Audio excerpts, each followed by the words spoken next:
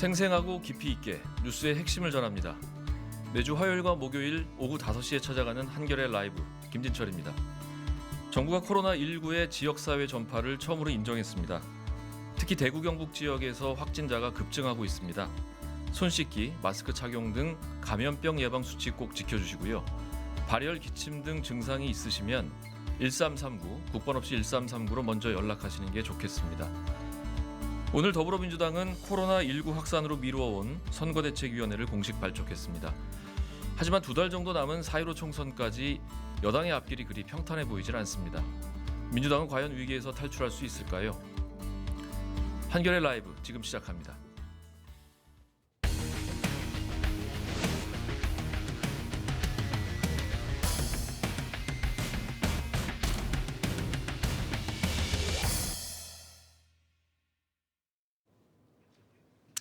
자, 오늘 함께 하실 분들 소개하겠습니다. 박찬수 한겨레신문 논설위원실장, 그리고 한겨레 정치팀 황금비 기자 나와 계십니다. 안녕하세요. 네, 안녕하세요. 자, 앞서 말씀드린 것처럼 민주당이 오늘 선대본을 출범했는데요. 민주당 지금 과연 안녕한가요? 어떻게 보십니까? 별로 안녕하지 못한 것 같습니다. 예. 오늘 오전에 예. 리얼미터가 조사한 여론조사 결과가 발표됐는데요. 이게 보수 야당이 통합한 뒤에 첫 나온 여론조사 결과입니다. 예. 근데 거기 보면은 민주당 지지율이 41.1%, 그리고 미래통합당, 이제 보수통합 야당이죠. 미래통합당 지지율이 32.7%였습니다. 아이고, 10% 두 정당의 지지율 격차가 10% 안으로 좁혀든 건데요. 예. 이건 한두 달 전과 비교하면 굉장히 많이 좁혀진 상황이고, 그러네요. 그리고 사실은 그 여론조사 오차도 있고 또 여론조사 무응답층도 많기 때문에 이 정도라면은 총선에서 거의 박빙, 예. 동률이다라고 봐도 뭐 괜찮을 것 같습니다.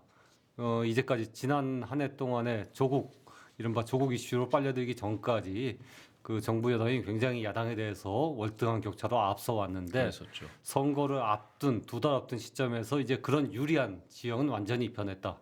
이건 민주당으로서는 굉장히 좋지 않은 그런 시그널로 보여집니다. 그렇군요. 안녕한지 물어보기도 좀 어려운 상황이네요. 황금비 기자는 어떻게 보십니까? 사실 저도 그렇게 안녕하진 않겠다라는 생각이 들었는데, 원래 이 선대위를 좀 일찍 출범을 하려고 했어요. 1월 예. 말에 하려고 했는데 이 코로나19 감염 사태 때문에 기약 없이 미뤄지다가 오늘 발족을 한 거거든요. 좀 당 안팎으로 좀 어수선한 일들이 많아서 아직까지는 이 선거 분위기가 무르익었다고 보기에 좀 쉽지 않다, 이렇게 볼 수 예. 있을 것 같습니다. 하필이면 오늘 또 코로나가 많이 그렇습니다. 발생해서요. 네. 자, 민주당이 위기 상황에 빠졌다는 얘기가 이렇게 쏟아지고 있는데요. 좀 이해찬 대표 발언 문제도 있었고, 또 최근 뭐 민주당에서 터졌던 논란들이 꽤 많았는데 황 기자가 잠깐 정리 좀 해주실까요? 네, 제가 간략하게 정리를 해보겠습니다. 일단 1월부터 보면요, 그 이해찬 대표가 장애인과 경력단절 여성에 대해서 비하 발언을 해서 논란이 일었었고요. 또 문희상 국회의장의 아들인 문석균 씨가 아버지의 지역구에 출마를 하려고 해서 세습 공천이라는 비판이 나왔습니다. 예, 또 그랬죠. 1월 말에는 2호 인재로 영입이 된 원종건 씨에 대해서 미투 의혹이 불거지기도 했고요. 2월에는 일단 김의겸 전 청와대 대변인과 정봉주 전 의원이 지역구 출마 의사를 밝혔다가 결국에 좀 민심과 괴리가 있다, 이런 판단이 내려지면서 출마가 무산된 경우가 있었고요. 그러다 이제 더 큰 일이 벌어지기 시작하죠. 네, 사실 가장 최근에 있었던 일들이 좀 타격이 더 큽니다. 바로 지난 13일에 임미리 교수가 경향신문에 민주당만 빼고라는 제목의 칼럼을 기고를 했었는데요. 이걸 민주당이 선거법 위반이다라고 고발을 한 사건이 있었습니다. 그리고 가장 최근에는 또 친조국 법조인으로 꼽히는 김남국 변호사가 서울 강서갑 출마를 선언을 했는데요. 이게 사실상 당내에서 계속 공수처 설치라든지 조국 관련된 이슈에서 비판적인 목소리를 내왔던 금태섭 의원을 향한 자객 공천이 아니냐, 이런 논란이 계속 벌어지고 있는 상황입니다. 예, 참 말썽이 많았네요. 아무것도 안 할 때보다 뭔가 하려고 할 때 보통 논란이 있긴 네, 한데, 그렇습니다. 글쎄요. 또 친조국, 반조국 이런 구분, 이거 좀 바람직하지 않은 현상 같은데요. 현재 진행 중인 논란들을 조금 더 자세히 짚어보죠. 세간의 관심 인물로 떠오른 김남국 변호사 아주 중요 인물입니다. 요즘에 말들이 많았는데 결국 서울 강서갑에 공천 신청을 했죠 어제. 네, 했습니다. 예, 황 기자. 그러면 이제 금태섭 위원하고 경선을 하게 되는 겁니까? 네, 원래는 이제 공천 신청서를 내게 되면 이 예비 후보자에 대한 좀 자질 검증을 한 다음에 이 지역을 경선으로 할지 뭐 아니면 단수 공천을 할지 전략 공천 지역으로 선정할지 이거를 논의를 하게 되는데요. 네. 근데 사실 오늘 지금 그 3시부터 민주당 최고위원회가 열리고 있는 상황입니다. 이 최고위에서 김남국 변호사 관련된 문제를 계속 논의를 하고 있는 중이고요. 아마 방송 끝나기 전에 결과가 나오면 2시간 좀 넘었네요 지금. 예, 최고위원회인지. 계속 하고 있다고 하네요. 예. 네, 아직 결론은 안 나온 상황입니다. 최고위가 결정하면 공천관리위원회 쪽보다 더 높은 결정이라고. 예, 그렇게 맞죠? 보시면 됩니다. 이 예. 민주당 공천관리위원회의 모든 결정 사항을 사실 최고위원회에서 승인을 해줘야 진행이 되거든요. 예. 그래서 최고위 이 결정이 되게 중요하네요. 어쨌든 네, 한번 맞습니다. 나갈게요. 만약에 이 최고위에서 나름의 결정이 난다면 공관위도 아마 그에 따르는 조처를 취하지 않을까 생각이 예, 듭니다. 지켜봐야 되겠습니다. 중간이라도 나오면 소개를 좀 예, 해주시고요. 알겠습니다. 근데 이 김 변호사가 지금 민주당 어느 쪽하고 가깝다고 봐야 되냐 이런 얘기들 많은데 민주당하고 어떻게 인연을 맺었는지 그리고 또 예. 강서갑 출마는 또 어떻게 하게 됐는지 멘토가 누군지 이게 참 중요한 것 같은데요. 뭐 네. 들어보셨나요? 제가 사실 이 김남국 변호사가 이제 출마 기자회견을 한 게 지난 7일이었어요. 그때 기자회견 그 현장에 가 있었는데 소감문에서 2012년 민주당의 외부 법률 지원단으로 처음 당과 인연을 맺었다. 그렇게 이렇게 했군요. 본인을 소개를 했습니다. 예. 그래서 그때부터 계속 당적을 유지하면서 민주당과 관련된 활동을 계속 해왔던 인물이고요. 또 본격적으로 이 강서갑에 출마를 하겠다는 얘기가 나왔던 건 지난 월요일이었습니다. 이 원래 강서갑 지역이 생각을 해보면 이 정봉주 전 의원이 그렇죠. 출마를 하겠다고 선언을 했다가 무산된 지역이에요. 정봉주 전 의원이 원래 어느 지역구였죠? 원래 노원갑 17대 그렇죠. 때. 과거에. 네. 근데 갑자기 강서 쪽으로 나오겠다. 네, 그렇게 얘기를 했습니다. 사실상 이 금태섭 의원의 대항마로 자기가 나서겠다 이렇게 그런 거죠. 선언을 했던 지역인데 그래서 김남국 변호사는 사실 최근 여러 인터뷰에서 본인은 부인은 하고 있지만 네.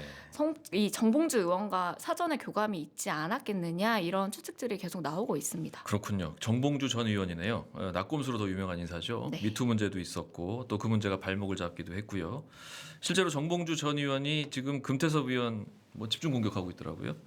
경선 안 하면 중대 결단하겠다 뭐 이런 의미심장한 말도 했고. 네, 하지만 민주당 안에서 강서갑 지역에 대한 우려가 상당한 것 같습니다. 예, 굉장히 상당합니다. 예. 이 김혜영 민주당 최고위원이 어저께 최고위에서 이렇게 말을 했습니다.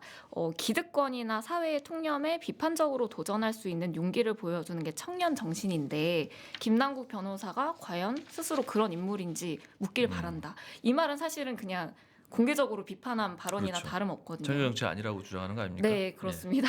그리고 박용진 의원도 같은 날 입장문을 내서 이 당의 균형 감각이 왜 이렇게 흔들리는지 모르겠다. 오만과 독선으로 비춰질 수 있는 일은 절대 용납돼선 안 된다. 이런 식으로 얘기를 했습니다. 예. 근데 최근에 또 이 수도권 의원들 중심으로 특히 이 김남국 변호사 문제 관련해서는 좀 강하게 반발을 하고 네. 있다고 하더라고요.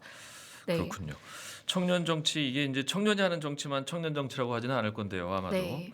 또 오만과 독선 이거 굉장히 중요한 키워드 같습니다. 자, 그건 그렇고 김남국 변호사의 강서갑 출마가 왜 논란이 된다고 보는지 한번 박찬수 실장께 좀 들어봤으면 좋겠습니다. 예, 그러니까 집권 여당인 더불어민주당이 예. 조국 이슈를 갖고 이번 총선을 치르려는 거 아니냐. 네. 그리고 조국 이슈를 여전히 완전히 반성하고 있지 않은 게 아니냐라는 그런 인식이 좀 확산되기 때문이라고 봅니다. 뭐 조국 문제는 여러 가지 다양한 측면에서 볼 수 있습니다만 어쨌든 문 대통령 그리고 집권 여당이 100% 모든 게 다 우리가 옳다라고 얘기할 수는 없는 사안이거든요. 특히 공정과 정의라는 젊은 층이 굉장히 민감해하는 이슈가 불거졌고 그렇다면 그런 부분에서 집권당이 굉장히 겸허하고 좀 예. 반성하고 새롭게 그걸 넘어서려는 모습을 보여야 되는데 김남국 변호사가 이른바 당내에서 반조국으로 이렇게 꼽혔던 금태섭 변호사를 이기겠다. 예, 이기겠다라고 하면서 그 강서갑에 공천 신청을 하니까 아니 민주당은 여전히 그 조국 문제에서 반성 안 하고 있는 거 아니냐라는 생각이 드는 거고요. 예. 또 저는 또 한편은 금태섭 의원의 대응도 좀 적절치는 못했다라는 생각을 합니다. 예. 물론 이제 김남국 변호사가 간 것도 문제지만은 김남국 변호사는 이제 30대 젊은 변호사고 사실은 권리당원이 아무도 한 명도 없습니다. 아, 강서갑에. 그렇습니까? 그러니까 실제로 경선을 하면은 제가 볼 때는 현역 이기고 의원인 싶지 예. 금태섭 의원이 훨씬 더 유리할 텐데 예. 금태섭 의원이 김남국 변호사가 온다 그러니까 아, 이번 총선을 조국 수호 총선으로 치서 안 된다. 내가 여기서부터 막겠다고 하면서 그 경선 자체를 완전히 그 조국 경선으로 아. 스스로 이렇게 좀 키워버린 측면이 있습니다. 거기에는 김남국 변호사가 오면 쉽지 않다라는 내심 좀 판단이 있었던 게 아닌가 싶고요. 네. 사실은 금태섭 변호사가 조국 사태 과정에서 이제 조국 그 법무부 장관을 많이 비판도 했습니다만은 네. 또 한편으로는 그 이후에 그 민주당 굉장히 역점을 뒀던 그리고 네. 다수의 국민이 찬성했던 고위공직자 범죄수사처 공수처 법안에 이른바 공수처 법안을 기권했거든요. 그랬죠. 예. 이 기권한 건 일단 당론에도 반할 뿐만 아니라 민주당의 다수 지지자들의 의사와도 반하는 그러한 이제 행동이었는데요. 더군다나 또 만약- 검찰 출신이어서 더 그쵸. 또 그런 예. 말이 있었죠. 예. 그러니까 만약 이제 그런 본인이 그런 행동할 수 있습니다. 예, 소신이라면. 근데 그런 소신에 따라서 행동했다면 그 결과에 대한 책임도 이제 본인이 좀 져야 되거든요. 거기에 대해서 민주당 지지자들이 굉장히 안 좋게 생각을 하니까 그럼 그것을 감수할 생각을 해야 되는데 금태섭 의원은 전혀 또 그것을 감수할 생각은 없이 난 잘못이 없다. 예, 이런 손쉽게 입장이시군요. 좀 경선에서 되려고 하는 생각이 있지 않았나. 그러니까 저 김남국 변호사도 강서 가우로 간 것도 문제고 그걸 이렇게 너무 이렇게 키우고 있는 금태섭 의원도 문제인데 이렇게 양쪽이 다 문제인 상황을 계속 만들어가는 것 자체가 민주당 그리고 민주당의 전 후보에게 크게 이렇게 좀 데미지를 주고 있는 예. 지금 상황이 돼버린 거라고 봅니다. 조국 이게 아직도 이래가지고 좀 사실 좀 지겨운 면이 없잖아 있는데 사실 그런 것 같아요. 제가 궁금한 예. 게 조국 논란이 지금 민주당한테 도움이 된다 이렇게 보는 사람들도 있는 것 같고요. 그죠? 예, 또 반면에 안 된다 이런 생각을 하는 사람도 있는 거 아닙니까? 예, 전자가 이제 우리 저 새로 이제 저 변호사에 해당하는 거고 예, 후자가 이제 금태섭 의원인 것 같은데 예. 실장 보시기는 어떻습니까? 제가 볼 때는 전체 선거로 보면 예. 도움이 되지 않죠. 그렇죠. 조국 문제, 조국 이슈를 갖고 총선에 나가는 거는 왜냐하면 물론 이제 조국이 전적으로 옳다고 생각하는 민주당 열성 지지자들이 상당수 있습니다. 예. 또 그러기 때문에 거기에 기대 갖고 민주당 경선에서 승리하려고 하는 사람들이 있는 거고요. 경선과 예. 실제 이제 본선의 본선은 차이가 다른 있는 거죠. 거죠. 예. 경선에서는 정봉주 전 의원이라든가 김남국 변호사는 민주당 열성 지지자들의 어떤 조국 그 수호 열기에 기대 갖고 경선 승리를 바라는 측면이 있는 건데 네. 본선으로 가면 어쨌든 민주당 열성 지지자들 표를 두 표 세 표 주는 거 아니고 다 똑같은 한 표인데 네. 중도 성향의 표도 상당히 있고 스윙 보터들도 상당히 있는 건데 네. 네. 이런 부분까지 감안하면은 조국 이슈를 본선까지 끌고 가는 거는 민주당한테는 도움이 된다고 보기는 어렵습니다. 그렇군요. 자, 지금까지 주로 이제 김남국 변호사 관련해서 말씀을 나눠봤는데 이제 이번에는 임미리 교수 고발 문제도 좀 살펴봐야겠죠. 이낙연 전 총리부터 이인영 원내대표까지 지도부가 연이어 사과를 했습니다. 그런데 이해찬 대표는 아직 뭐 아무런 말씀이 없는 상황이고 게다가 공보 라인이 뭐 잘못을 했다 이런 얘기들이 나오는데 문책도 아직 없었죠. 네. 좀 어떤 상황인가요? 아직도 없는 상황이고요. 이게 벌써 일주일이 지났더라고요. 이 고발이 알려진 게 지난 13일이었고요. 역풍이 커지자 바로 취하를 하긴 했는데요. 워낙 이제 비판 여론이 가라앉지 않다 보니까 지난 17일에 처음으로 이낙연 총리가 당신은 이제 공동 선대위원장 내정자 자격으로 국민들께 미안하게 생각한다 이렇게 말을 했습니다. 근데 이제 이해찬 당대표 차원의 공식 사과는 지금까지는 없었고 아마 분위기를 보면 앞으로도 없을 것 같습니다. 사실 이번 고발은 홍익표 민주당 수석대변인을 비롯해서 좀 당 공보실을 중심으로 진행이 됐는데 네. 이 공보 라인에서 문제가 생겼을 때 사실 이거에 대해 어떻게 징계를 내릴 건지 이 사안을 결정하는 사람은 사실 최종 책임자인 당 가장 대표거든요. 높은 분이 해야 되는 거죠. 예, 근데 그런 게 없었던 걸로 보면 아무래도 이해찬 대표는 그렇게까지 할 사안은 아닌 것 같다라고 스스로 판단을 하고 있는 것 같고 실제로 이해찬 대표와 가까운 의원들을 만나봐도 이제 좀 잠잠해지지 않겠냐 이런 식의 그렇군요. 반응이 대부분입니다. 사실 그 칼럼이 그렇게 잘 쓴 것 같아 보이지 않던데 뭐 그렇게 또 사과가 그렇게 어려운 일인지도 잘 모르겠네요. 대응이 그리 깔끔하지는 않았던 것 같습니다. 박찬수 실장 보시기에 또 예. 일각에서는 또 미래통합당이 더한데 왜 예. 민주당만 때리냐? 예. 또 임 교수 칼럼이 선거법 위반한 건 맞지 않냐? 이런 예. 얘기들도 나오고 있거든요. 이거 예. 어떻게 보십니까?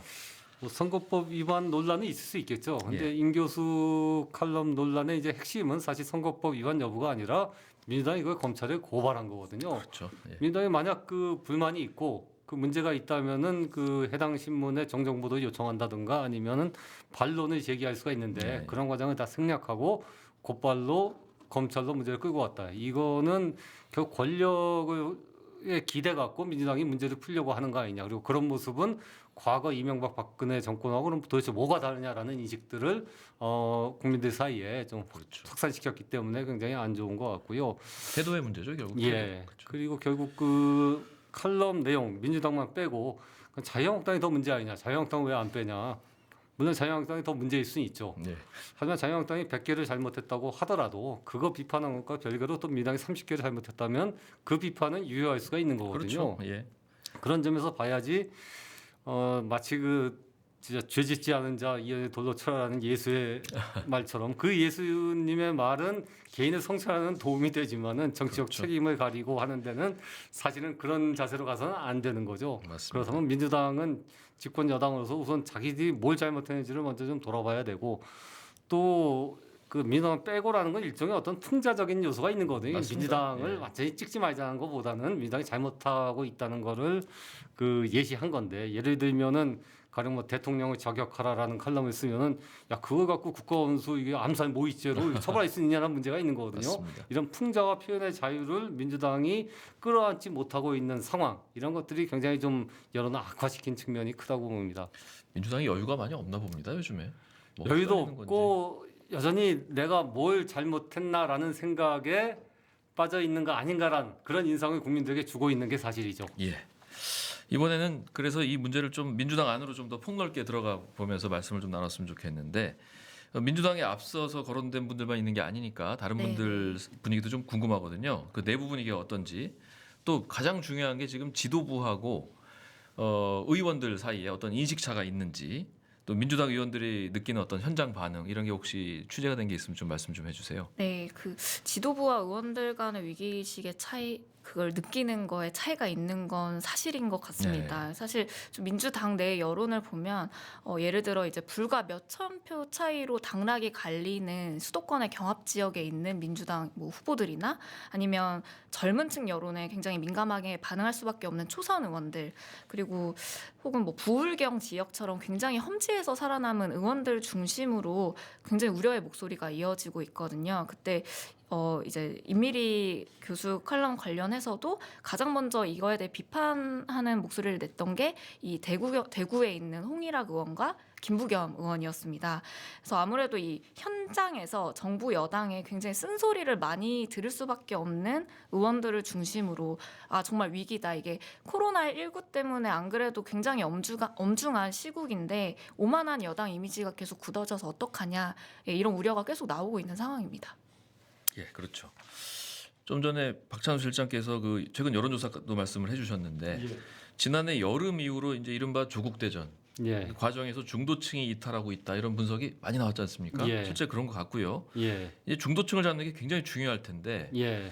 민주당의 위기 감지 예. 이게 좀 너무 늦은 게 아닌가 하는 생각이 드네요. 어떻게 예. 생각하시는지요? 뭐 사실 늦었죠. 이제 네. 선거가 2달밖에 안 남았는데 아직도 완전히 지금의 위기를 그 체감하고 있느냐에 대해서 약간 의문이 드는 측면이 있으니까 네. 늦은 건 맞은데 근데 뭐 속담에도 그냥 가장 늦었다고 생각할 때가 가장 빠른 그렇죠. 때라는 속담이 예. 있듯이 돌이킬 수는 없으니까. 예, 지금이라도 어쨌든 뭐가 잘못됐는지를 좀 스스로 깨우쳐 봐야 될 것 같아요. 예. 그러니까 조국 문제인데 지금 또 계속 이제 뭐 김남국 변호사 출마라는 걸 통해 갖고 조국 문제가 자꾸 리바이벌 되는데 이제 조국 문제는 사실 이제 법원의 판단에 맡기면 되거든요. 맞습니다. 검찰이 기소했고 예.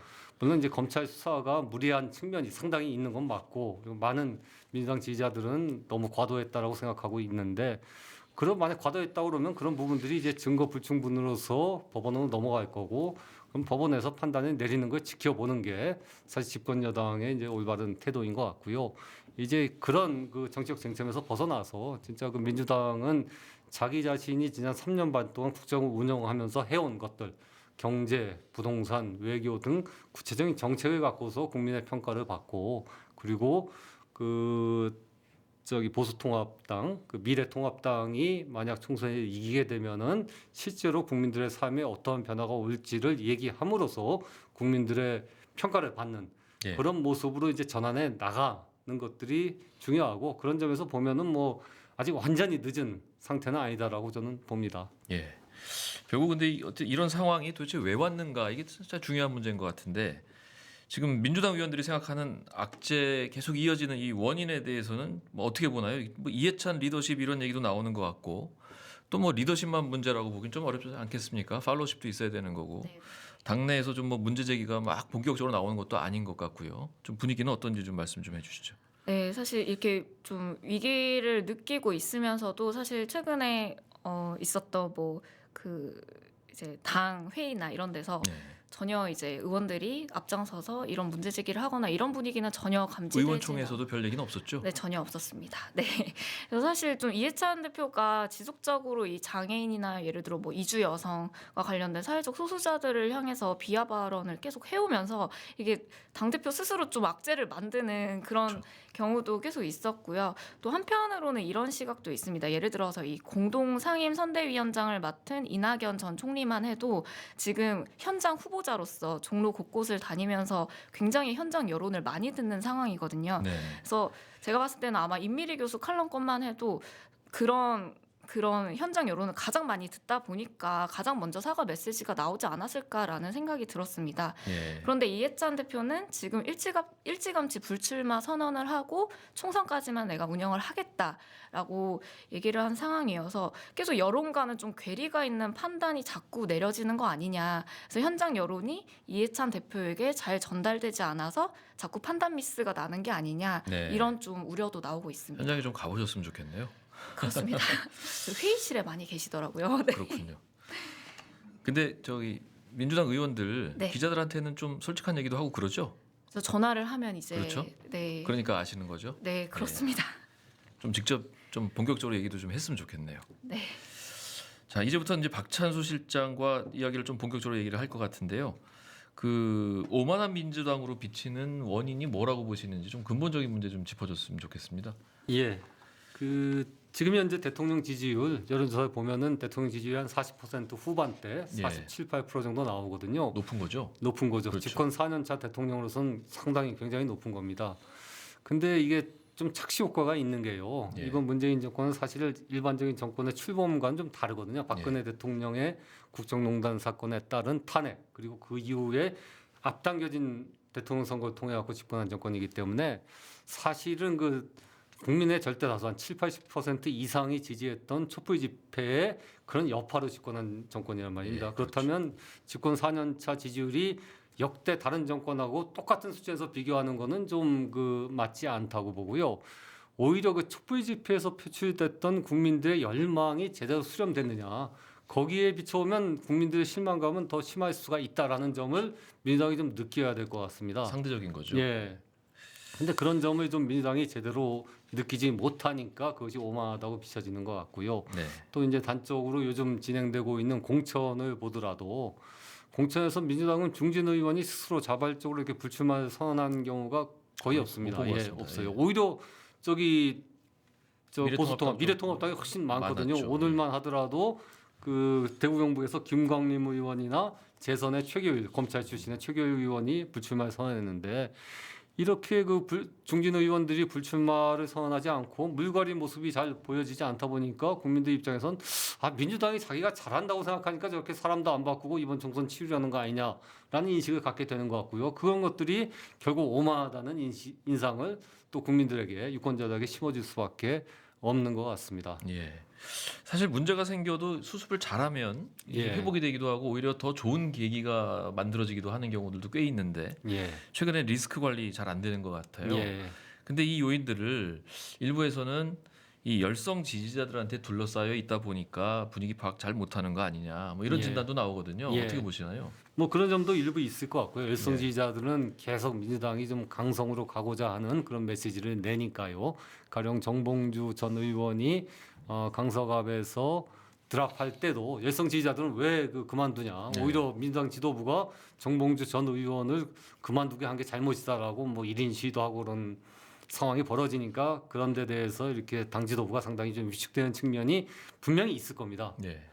근데 뭐 그런 상황은 크게 보면은 과거 어느 정당이나 다 조금씩은 있는 거고요. 그렇죠. 지금의 미래통합당 같은 경우도 굉장히 왼쪽에는 이른바 태극기 부대라는 그렇죠. 강경 세력이 있거든요. 깃발 부대. 예, 깃발 부대가 있고 뭐 박근혜 전 대통령 탄핵했던 세력들은 다 몰아놔야 된다는 예, 그런 그렇죠. 소리들이 있는데 다 그런 소리들이 정당에는 다 있을 수밖에 없는 거고요.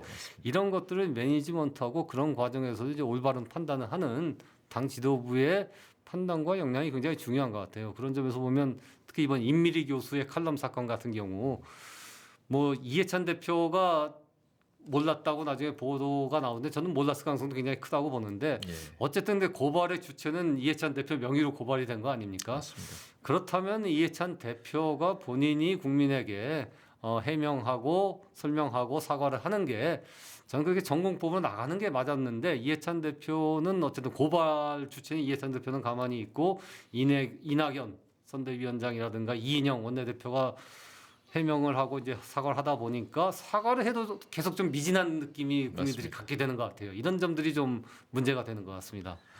사과를 아끼면 안 될 텐데요. 예. 아낄 일이 아닌데 그 지지부진한 보수 야권의 지지율이 민주당을 또 너무 안일하게 만든 건 아니냐. 이게 경쟁자도 중요하지 않습니까? 예. 카운터파트가 되게 중요한데 예, 그러다 보니까 이 지지율 격차도 이렇게 좁혀진 예. 것 같아요. 그 예. 부분도 좀 생각을 해야 될 것 같고요. 예, 이제 총선까지 결국 이제 50여일이 남았습니다. 55일이 남았더라고요. 오늘 예. 보니까 앞으로가 중요한 것 같습니다. 미래통합당에 비해서 민주당이 공천은 잘한다고 보십니까? 어떨까요?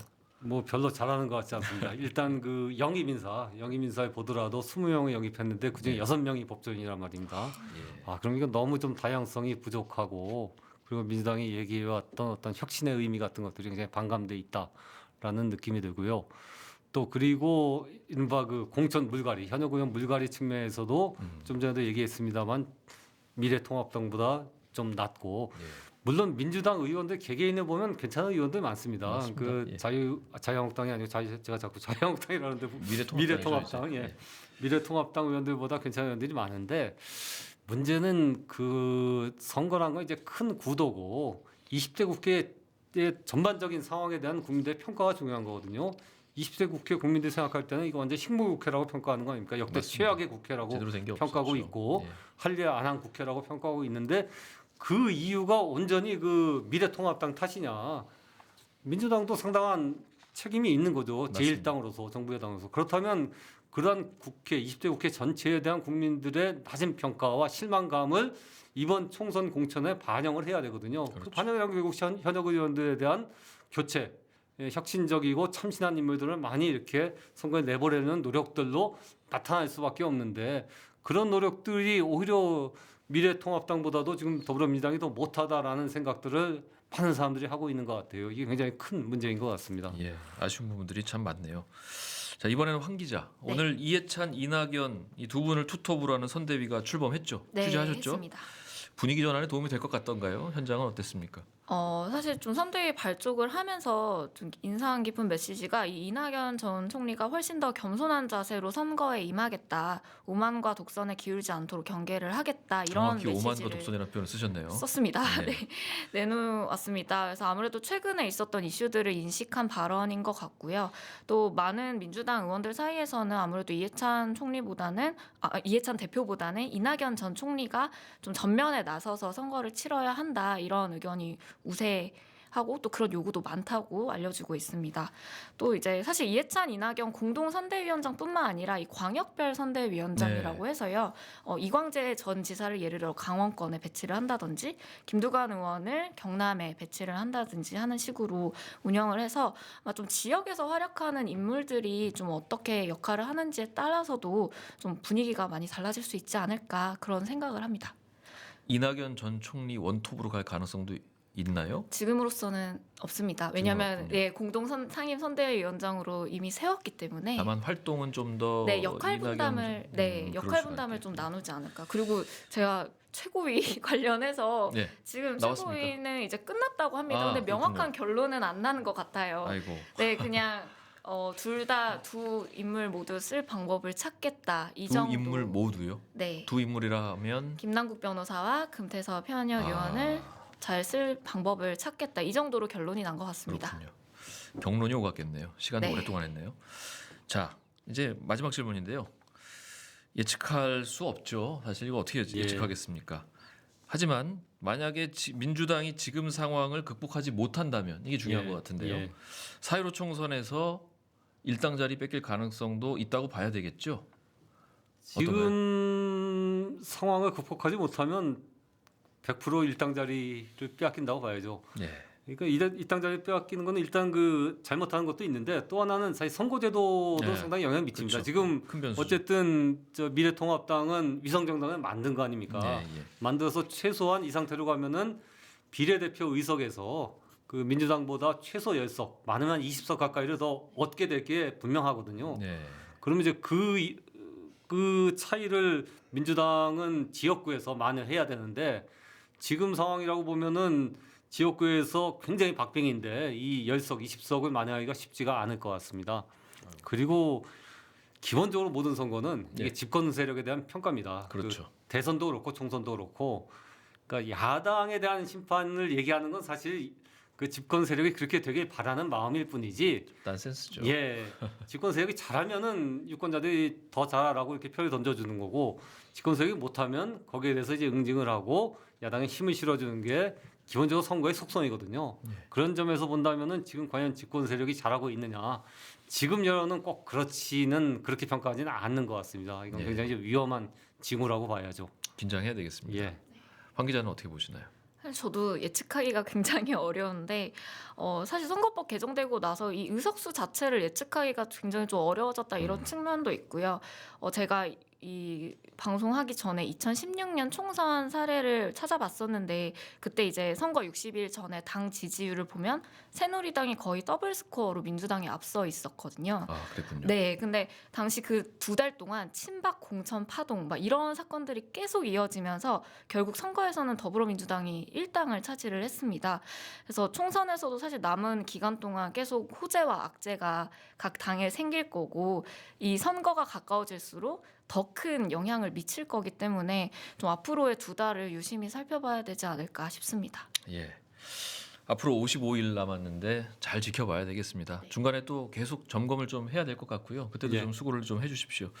최근 더불어민주당의 상황 생생하게 또 깊이 있게 이야기해 주신 박찬수 논설위원실장 그리고 황금비 기자 수고하셨습니다.